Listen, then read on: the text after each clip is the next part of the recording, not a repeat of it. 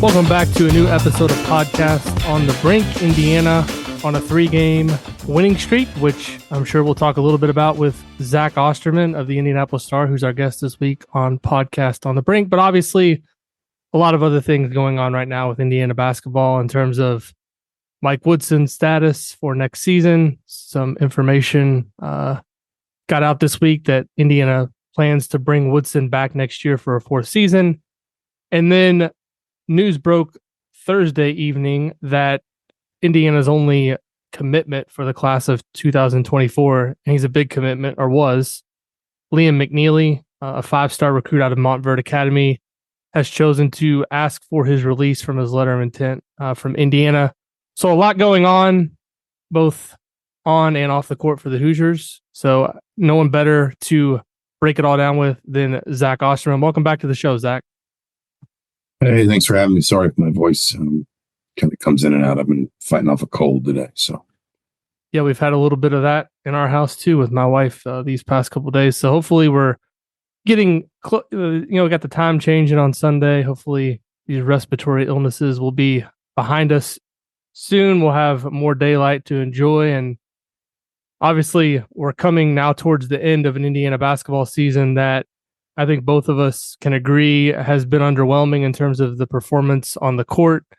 I'm not sure exactly. I know both of us voted in the preseason athletic poll, ranking the Big Ten teams. I think I had Indiana 7th, which they still have a chance to finish there, but that was kind of also baked in that Indiana would be an NCAA tournament team, which is not going to happen at this point, barring a run through the Big Ten tournament. But Zach, so I kind of want to just talk a little bit first, about Indiana's 3-game winning streak here, because the Hoosiers have been playing pretty solid basketball here the last 3 games. I thought the other night against Minnesota, they played really well, really on both ends of the court, did a really good job of contesting shots in the perimeter by Minnesota. And, 28 assists on 30 made field goals is really something we haven't seen with this team all season. What do you think has been maybe the driving force these last couple weeks for Indiana turning it around, beginning with that game against Wisconsin and following that up with a win at Maryland and then Minnesota? Yeah, I mean, it's one of the, I guess, many sort of oddities of just these last few days for Indiana that, as you said, this is almost certainly their best basketball of the season. And, they kind of had an extreme performance in one direction where they were up big on Wisconsin early, let Wisconsin eat that gap all the way back up, and then rallied to win. They were down big at Maryland, and then they rallied to win. And then, frankly, I thought a 12-point loss probably flattered Minnesota just in the course of the way that game played out. And I do think, there's, to be fair to him, I think there is. It's not the only thing that's kind of in play here. But I think there is some vouch for what Mike Woodson has been saying for weeks, which is, let me get my 2 senior guards on the floor together, my 2 captains, my 2 leaders, my 2 creative fulcrums on the floor. Maybe my 2 best defensive players. Kel'el Ware obviously factors into that conversation as well, but certainly perimeter-wise, my 2 most disruptive, impactful defensive players. Let me get them on the floor together, and you'll see what this looked like in my mind's eye. And obviously we saw Xavier Johnson and Trey Galloway together in the Connecticut game, for example, but that only sort of counts because that's 4 games into the season. We knew this team needed time to develop.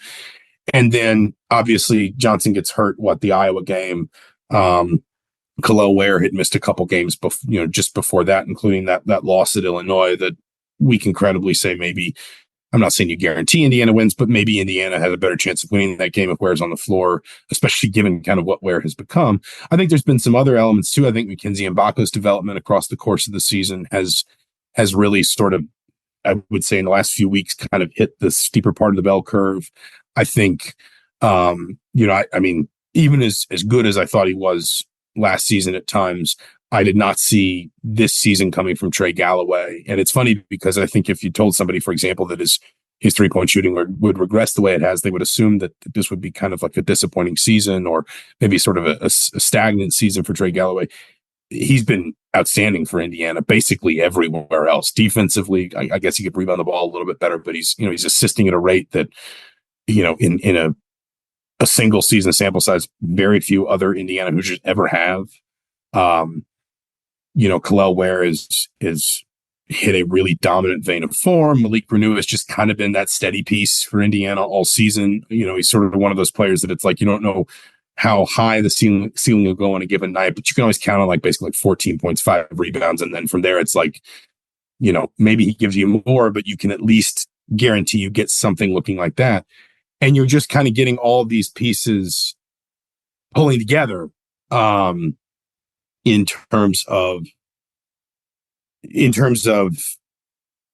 essentially maybe what Mike Woodson would have said all of this looked like in theory when he was kind of planning for this season in August and September and October, finally coming together as he sort of promised it would once Xavier Johnson got healthy and got back in rhythm. Now, listen, first of all, as you said, it's probably too little too late. Second of all, of these 3 teams that Indiana's beaten here, only one of them's an NCAA tournament team. Only one of them, obviously Wisconsin, is ahead of Indiana in the Big Ten standings right now. To be fair to Indiana, that's somewhat a function of beating Maryland and Minnesota. If they lost those games, they'd probably be behind Maryland and Minnesota in the standings. So, the higher you climb, the more teams you put behind you. But let's not act like Indiana beat Purdue twice in Illinois or anything like that. But the point is, I do think there is some justification. There's some vouch for Mike Woodson saying, hey, listen, all winter long, I was talking about this was what I thought we could be. Now, here at, sort of the first opportunity or whatever you want to say, this is what we are. This is what we have kind of, this is what we have managed to become. Sorry, my mic faded in and out there. I'm not sure what's going on. I hope you didn't lose me. But this is what we have become. And so on the court, while obviously Indiana, again, remains far away from the NCAA tournament bubble, this is the first time all season that you felt like on the court there's some momentum, there's some positivity, there's some sort of like, hey, maybe this is happening too late for this season, but there are building blocks here, basically. So all of that said, really everything that's happened off the court in terms of the job discussion of, the discussion of Woodson's job status and the Liam McNeely news, I think have to be related heavily to Indiana's on-court performance this season. And obviously there's reasons that we've talked about for Indiana's on-court performance, but if Indiana was something like, let's say 22-9 right now, or 22-8 going into the final home game of the season, was comfortably in the NCAA tournament team, we would not be talking about Mike Woodson's job status, nor would we likely be talking about Indiana's one recruit that they landed from the 2024 class choosing to reopen his recruitment just a couple of weeks before the transfer portal opens. I want to talk first about Woodson and kind of the timing of the news that came out. I believe it was Wednesday night. You broke the news on Twitter, X, whatever they're calling that platform these days, that Woodson would return to Bloomington for a 4th season. The timing of that announcement, what did you make of it? And in terms of how that was, I guess, disseminated and when, like the timing of when it came out, is there any significance to that in your mind? Was it a result of all of the things that were being, written in private discords and message boards and different things on Twitter and the noise and stories being written about Woodson's job status? Was it an attempt by Indiana to kind of give a vote of confidence, maybe not by coming out and saying it, but just saying, he's going to be back. And this is kind of our best chance to kind of at least stabilize things. What did, not to get too long-winded here, I'm just kind of curious what you thought of the timing of that and what the significance of when they did it was. No, I think, without wanting to put words in anybody's mouth or give away sources or whatever, I think a lot of it was just an attempt to sort of say, this is getting a little bit out of hand. All of this speculation. I mean, that there's this like civil war breaking out within sort of like the administrative class, and that trustees are at odds with each other. And, Obviously the stuff around, I guess, the Bruce Pearl rumors, like this. I mean, there were people who had you all but convinced Bruce Pearl was sitting in a SUV with dark windows at the county line, waiting for a call. I think it was, when you do something like that, when you let that news get out, and obviously we broke it, but we weren't the only ones to confirm it. There is an implicit sort of vote of confidence attached to it that kind of goes without saying. But I think it was less sort of the sort of proverbial vote of confidence and more just Indiana trying to say, like, this all needs to kind of calm down. Like, this is, so much of what's being talked about here just isn't happening, at least not at the level that, when you talk about like all this like sort of palace intrigue and, trustees and administrative people and presidents and alums and donors and,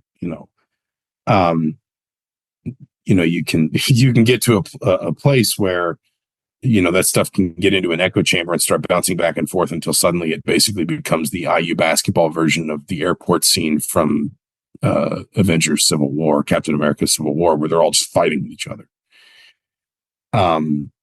That's not to say that there weren't any private conflicts. That's not to say everybody's singing off the same hymn sheet. That's not to say everybody saw everything here eye to eye, but it was, I think, Indiana's attempt to say, listen, like, there's no plan to make this change. A lot of this stuff that's getting out there is kind of getting, dangerously out of control, at least from a public sort of narrative perspective. And the easiest way to get this back under control is just to say definitively, if obviously without much sort of fanfare or context, just say, he's coming back for 2025. There's no question there. There's nothing to talk about, nothing to speculate on. This is already decided. And then, what's been strange is the mood swings of this week, where at the beginning of the week, there was all of this sort of this combination of kind of doom and gloom of like, the entire roster might transfer. And, I've heard Cook Hall is on fire. And I didn't hear that, but I'm trying to underscore the hyperbole, coupled to the, oh, well, if certain people get their way, then literally everything is going to change overnight. And, Bruce Pearl will be coaching the team in the Big Ten tournament. To, hey, let's calm all that down to, frankly, one of Indiana's best games of the season. And I recognize winning at Minnesota is not necessarily like, I get that's not beating Kansas or UConn or Purdue, but like, it's still one of Indiana's best overall performances of the season, to what happened Thursday night. I would say really, my perception is pretty unexpectedly. And it has just kind of gone, just absolute sort of extremes in terms of emotion, in terms of perception. I can't remember many weeks like this in my years on this beat. So, as you know, I interact with a ton of fans via our private community on Inside the Hall, comments, social media. I know you get emails. I know you interact with the fan base quite a bit, and you have you're at all of the games, which I'm not anymore, but you have a pretty good pulse on kind of the fan base, I believe. And one of the things that I talked about with Ryan on this very show last week was in terms of just the whole Mike Woodson conversation. As media members, we ask questions to inform the fan base, not for any, obviously you're not asking press questions at a press conference for your personal knowledge. You're asking the questions so you can write a story and, you serve your readership, which is Indiana fans. Same with me. And I think one of the things that the fan base, in my opinion, is frustrated with is just kind of the lack of, I don't want to say accountability, but, acknowledgement in some ways of how disappointing the season's been from Mike Woodson, and maybe his unwillingness to talk in specifics about kind of his vision in terms of what he wants Indiana basketball to be, its identity, what he envisions, the style of play in the future, things like that. Some basic things that, they've been talked about over and over. It seems like he doesn't want to address those issues. So, one thing I mentioned to Ryan is last week was just that if it's not going to be Woodson, and I don't think this is the appropriate time to do it because you're in the middle of the season, but it feels like to me that somebody from Indiana, whether that's somebody from the administration, the athletic director, needs to kind of address at some point just kind of the reasoning behind why they feel comfortable moving forward with Mike Woodson, the plan to kind of get this thing right on the right track. Because I think at least from a fan base perspective, what I'm hearing from people is that the lack of kind of a clear messaging there, or the void of a feeling that there's a plan, leads people to believe that there isn't one. Would you agree with that at all? I mean, do you think there needs to be maybe more communication, whether it be from Mike Woodson or somebody else, just in terms of, all right, there was and I gave Mike Woodson as much credit as anybody the first 2 seasons. I thought he brought stability to the program going to the tournament the first 2 years, had things going in the right direction. Now it feels less certain as to what the future is. And I think when people have really don't have it spelled out for them kind of what they're going to do to get things back on track, it leads them to kind of go to these worst case scenarios. And then you see things like the news on Thursday night with Liam McNeely, and people obviously take that and they run to the next thing, which could be, our guy's going to leave. What's next season going to look like? And it just doesn't feel like a clear plan to kind of get this thing back on track has been communicated in any way to the fan base. And my personal opinion is they at least deserve to hear from somebody what that plan is, or a little bit more transparency. Again, that's my opinion.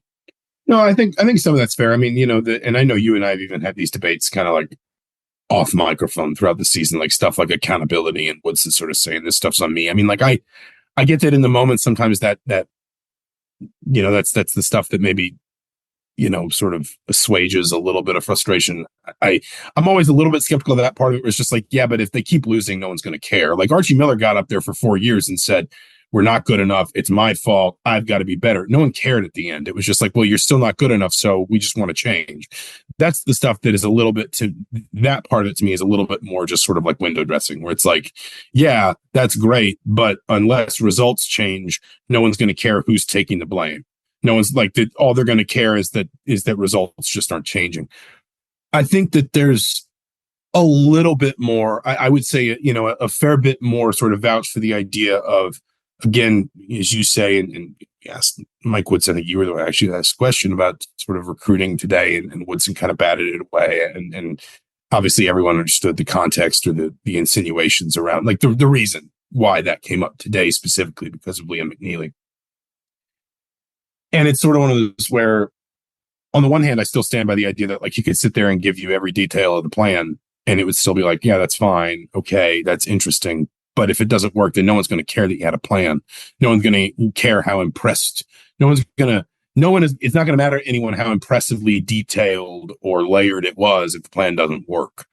But I do think, I do agree that in a broader sense, messaging needs to be better, because, I have gotten into this debate with a lot of people this season who've said to me, the season's a disaster. And I've said, no, it's not. Like, it's not a disaster. It's a disappointment, undeniably. I think Mike Woodson would probably be the first to say that. I've covered disaster. I've covered seasons where coaches got fired in February. I've covered seasons where Indiana won one Big Ten game. I've covered seasons where the off-the-court headlines drowned out anything that was happening on the floor. None of that's happening here. If Indiana wins on Sunday, you picked, I think you said you picked Indiana 7th. I think I picked them either 6th or 7th. I can't remember which one. If Indiana wins on Sunday, odds are they'll be 6th in the league. Like that's where they'll finish. And we can look at that and say, on the one hand, that any team, any season for Indiana, with the rare exception that ends outside the NCAA tournament, should be a disappointment, because it's not too much to ask for most programs, and certainly a program of, these resources and this fan support and this tradition and expectation, to simply make the field of 68 most of the time. That is not a big ask. That is not like a bridge too far by any means. And so we would be able to just use this hypothetical where all we're literally talking about is Indiana beating Michigan State, which is also not like, that's not a wild outcome Sunday. Like, if you made me pick this game, I would say it's almost a coin toss to me. I think Michigan State's a better team. I think Indiana's playing a little bit better. I think Indiana's got some matchups that can give Michigan State trouble. I think if Michigan State can make some shots, obviously that's going to give Indiana trouble. But the point is, it's not like when Indiana played Purdue at Purdue. That's not what we're talking about here. It's very, very possible Indiana wins on Sunday and finishes sixth in the conference. And I think they wound up in that poll that we both voted in, either sixth or seventh. Then they just, for all of the sound and the fury, they wind up exactly where we thought they would wind up. And they basically just ended on the bottom scale of the variable out. Oops, sorry, I hit my printer there. The variable outcomes of this season in terms of getting the right sequence of wins in the conference and the non-conference necessary to get in the NCAA tournament. And that even sort of feeds into a wider conversation about the Big Ten just not being as good this year because a few teams, Indiana among them, have not really held up the middle of the league the way we thought they might. So like it's one of those where it's kind of, you know, on the one hand, I understand. Sorry, my dog is this microphone picks up so much more than my computer did. On the one hand, like Indiana, especially if they win Sunday, they're going to pretty much fall right in line with expectations. On the other hand, there are some very understandable, justifiable questions about where this is going. You know, what happens from here? Why or how Indiana can be so sure that the stuff that failed this year can get fixed when you're probably going to face a lot, and especially now that Liam McNeely is not coming in, even under an optimistic scenario for the rest of the roster, you're still going to be facing a pretty similar challenge to last year. Not apples to apples, but, you know, even under like a reasonable best case scenario, you're still replacing two starters and trying to rebuild your bench. And you've got probably 5-6 scholarships open to do it, and nobody coming in out of the high school class. So you don't even have that sort of guaranteed depth, you know, rising up into your freshman class. And so that's where I do think, like, yes, to some extent, they will only be words. And if they aren't backed up with results, then nobody's going to care. And so that's why sometimes when I hear people say, oh, I want Mike Woodson to get up there and take more accountability and basically just say it's my fault. It's like, okay, he can do that, and that might make you feel better. It won't change anything, though, really long term. Certainly not publicly. I guess maybe it could change his messaging within his locker room, but it won't. You know, the wins and the losses are all that really matter here. But I do think with the wider direction of things, I don't think that's completely unfair to just sort of say, like, and maybe now's not the time. I can understand if Woodson sort of thinks that it's like, hey, we have Senior Day Sunday, and then we got the Big Ten tournament. We're finally playing the kind of basketball that I thought we would be capable of. And my whole thing right now is just to try and keep that going for as long as we possibly can. But I think at some point it probably would behoove him to sort of sit down and you know, he doesn't have to use the old Ed Harris line in Apollo 13. He doesn't need the whole Bible, just a couple chapters, to just sort of explain to people, like, you know, there is a larger plan here. And this is how we're going to execute it. And we've learned these lessons, and we're going to get better.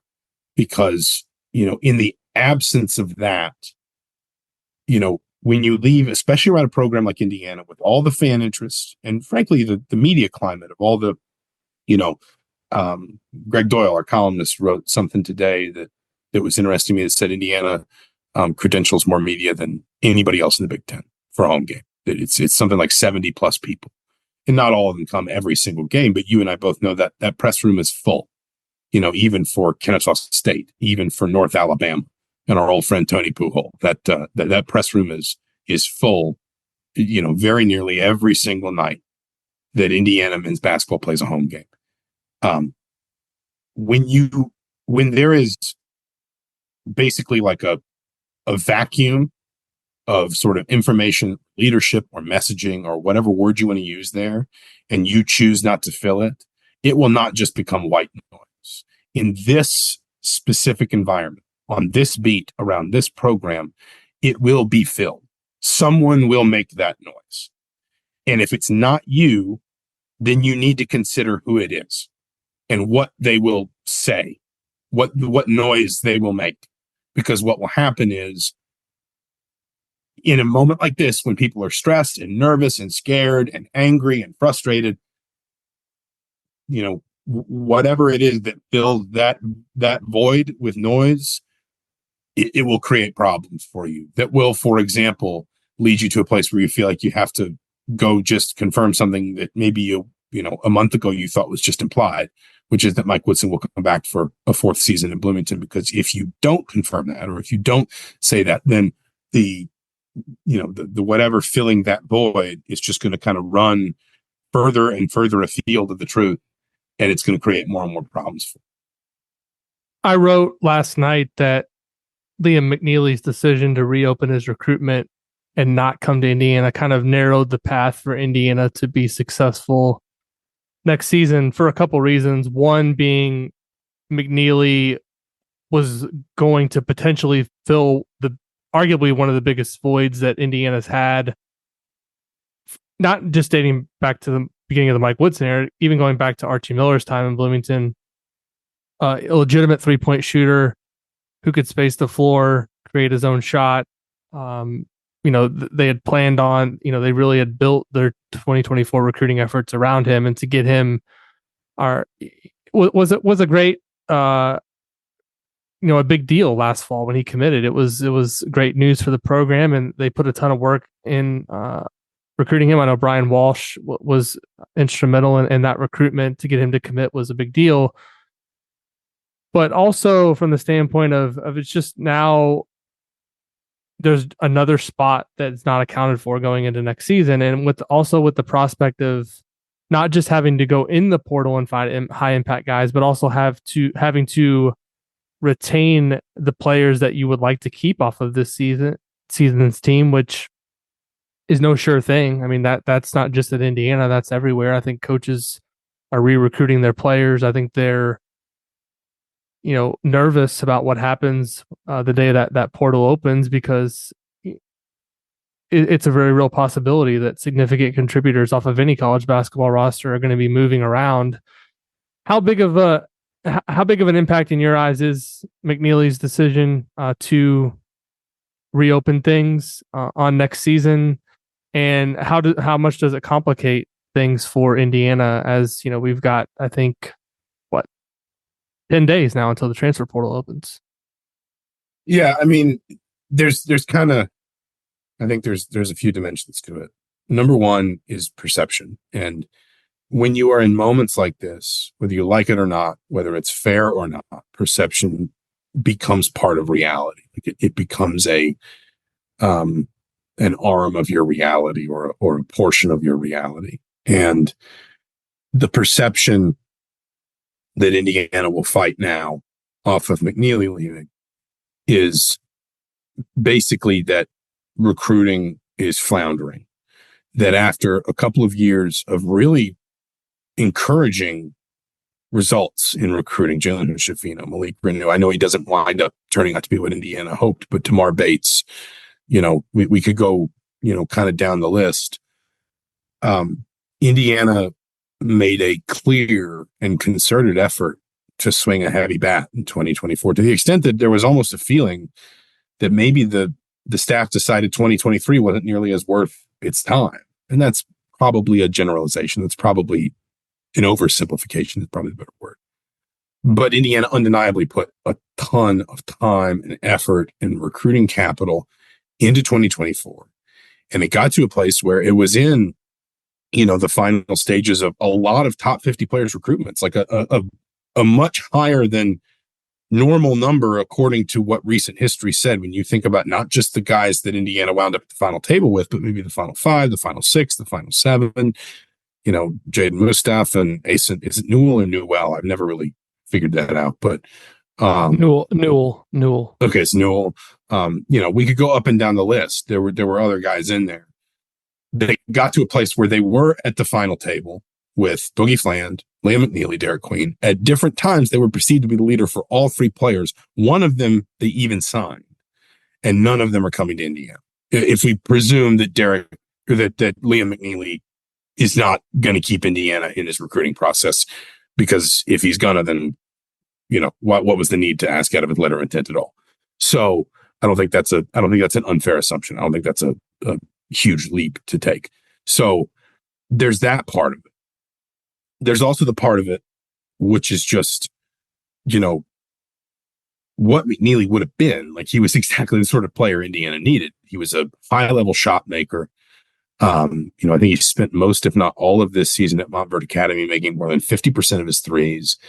He's, you know, I've seen him. I've not seen him in person, but I've seen obviously a number of different sort of like compilation videos and things.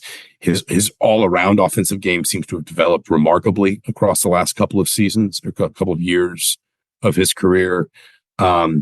He was the sort of player who would have walked into, in all likelihood, a starting job, a lot of minutes, and depending on who else left, a lot of shots, you know, and you could kind of start, if you were an Indiana fan, especially after these last 3 games, not that you want to overemphasize any small sample, but you could kind of start talking yourself into, for example, something like Malik Renew, Mackenzie Mbako, and Liam McNeely, and just sort of saying, hey, that's not the greatest defensive front court in the world, but man, it's going to score a lot of points at the other end of the floor. And so maybe we're just going to, you know, maybe Indiana's suddenly finally going to be able to space the floor and run modern offense and be more efficient and just kind of outscore people.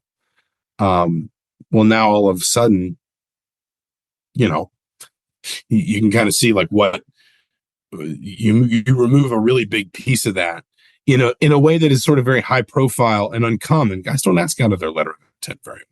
Certainly not when there's no coaching change. Certainly not when there's no, you know, sort of like uncommon marker of program instability, like an NCAA, you know, investigation or something. So like just the sheer fact of losing the player is a big piece of this. And then there is what we kind of talked about a little bit there before, which was, you know, Liam McNeely was, in a worst case scenario, at minimum, your next act if you were Indiana. Like, he was the next sort of cab off the rank in terms of saying who's gonna be one of the pivotal driving forces in us being a good team. Now he's gone. And now you're in a situation where you've got to figure out, you know, what you're doing at that position. It's become, you know, you said about the portal, like, I used to hate speculating on individual players and whether they might transfer, because it's just sort of like, if I don't have that kind of information, then if I have that information, you'll read about it on my website. If I don't have that information, then I don't want to fuel speculation with, you know, unsourced rumor. Now I'm almost in like basically done a complete 180 and just sort of said, you have to assume anybody might transfer. Like I don't think you can say what you think Malik Renew might transfer, or, you know, do you think Troy Williams might transfer? It's like, I think everyone could transfer. Like that's just the climate we're in now. I think any player, you know, there's very nearly no player that would surprise me in any program if they went into the portal, you know, if they went looking for something else. So, you know, it's a little bit of like, it's a little bit of the perception of like recruiting planning and recruiting sort of execution and success or lack thereof. It's a little bit of just like what you're losing with the player, because he would have, you know, he seemed to be such a perfect fit for what Indiana's roster was missing. And it's a little bit of that wider picture we've been talking about of like, okay, well, if not this, then what?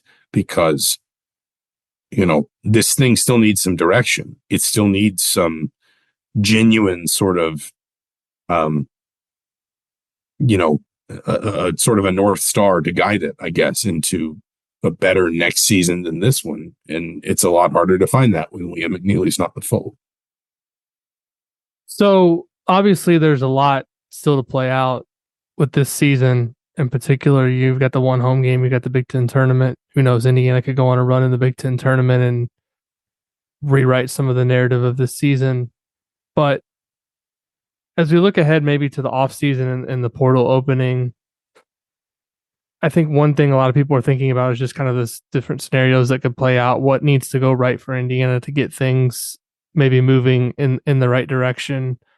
Without going into too many specific details, I'm just curious kind of what a successful spring would look like in your mind for Indiana to maybe get things back on solid footing. You know, there's been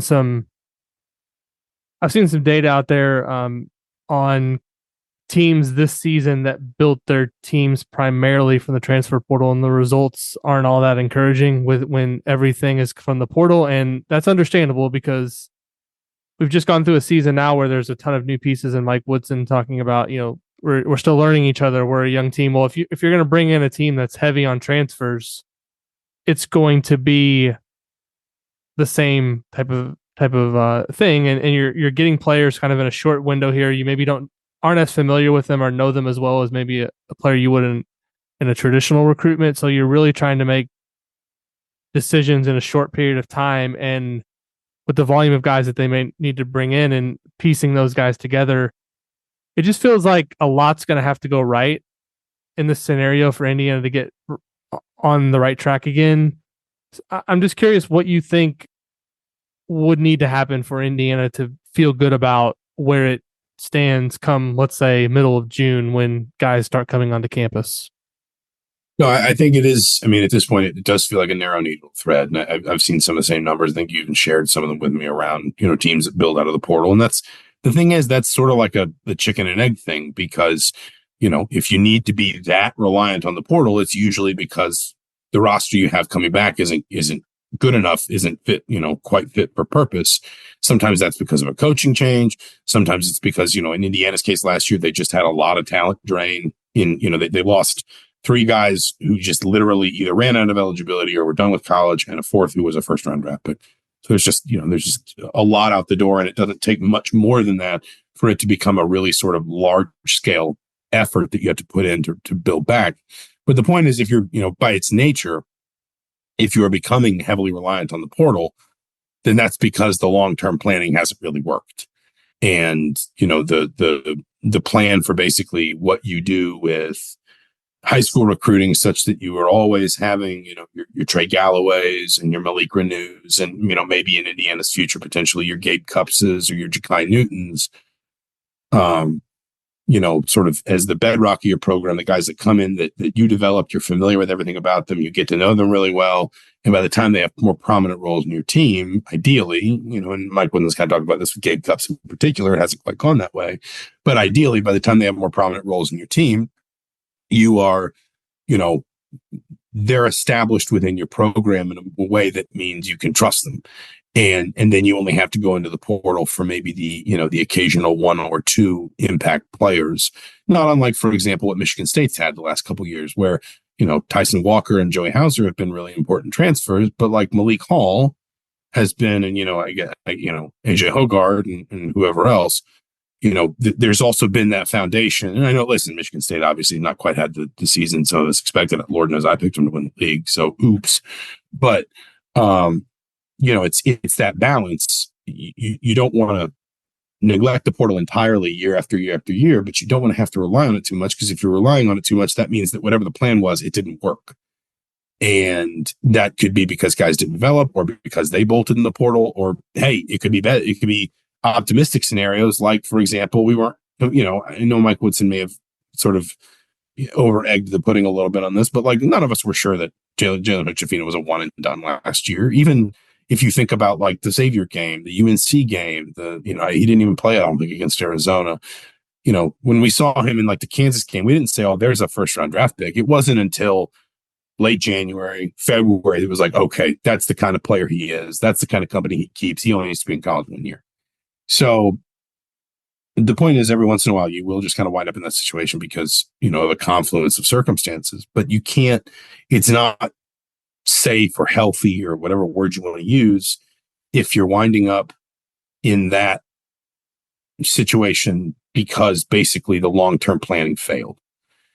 And, if you ask me, like, what does Indiana got to do in the portal? Well, first of all, they got to hope that none of their heavy hitters leave in the portal. And again, as we've discussed, like, without using names, history tells us at least one will strongly consider it.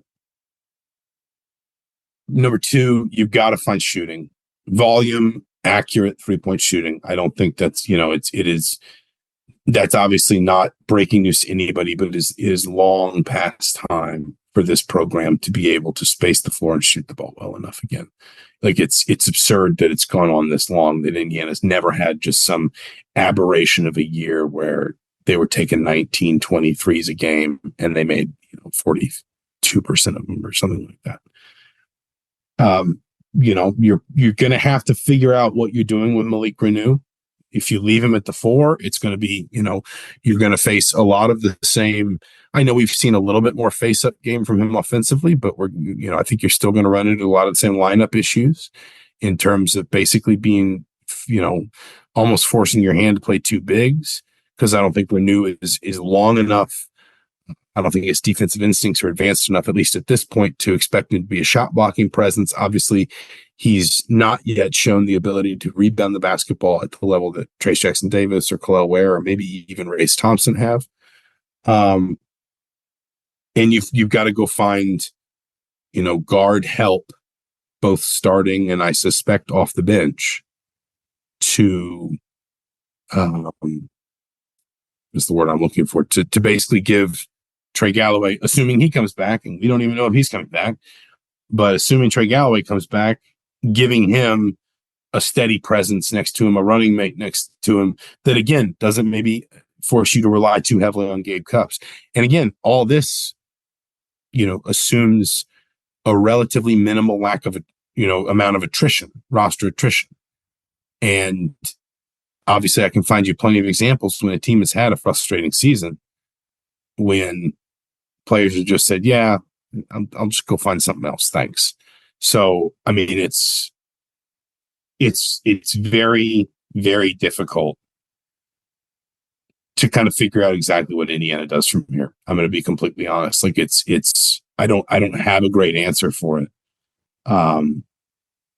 Because I think there are a lot of sort of moving pieces that we can't really predict what's going to happen, but there's also just these questions about like style and personnel, and can you on a short notice even find guys that have the work ethic you need, that fit what you're looking for, all that different kind of stuff, but also won't be mercenarial or mercurial. They won't come in here just looking for a free ride or whatever. They'll come in with the same sort of like stubbornness and toughness and whatever that Mike Woodson and his team are going to need to get this turned around. I mean, like I said at the top, I think it's a very narrow needle to thread. Yeah, that's the thing with the portal that we're still all learning, figuring out, where, the word's going to be out that Indiana obviously has great NIL resources. And so they're obviously going to be in the ring for a lot of these fights for some of the top players.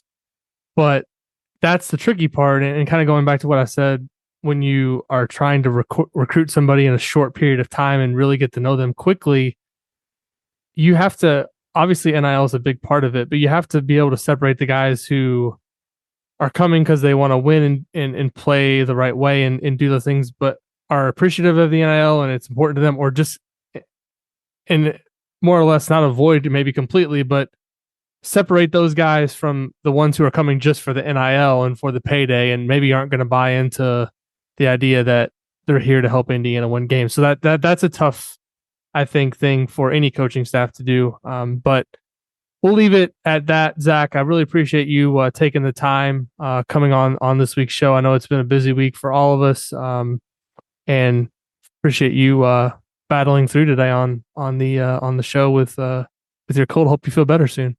Yeah, I think I muted all my coughing, so hopefully no one picked up on that. But like you said, hopefully we stop circulating all this stuff soon. I think we've all had enough viruses and illnesses and head colds this winter. So fingers crossed. Absolutely. Well, thanks again to Zach for coming on this week's episode of Podcast on the Brink. If you enjoy the show, please take a few moments to leave us a rating or review over on Apple Podcast or a rating over on Spotify. It really helps us grow the show and have more fans and people who are interested in IU basketball discover the show. Maybe they're listening to a different podcast and they see us in a recommendation because you liked the show or left a review or a rating. So it doesn't take very much of your time. We really appreciate you doing that. And we'll be back soon with another episode of Podcast on the Brink.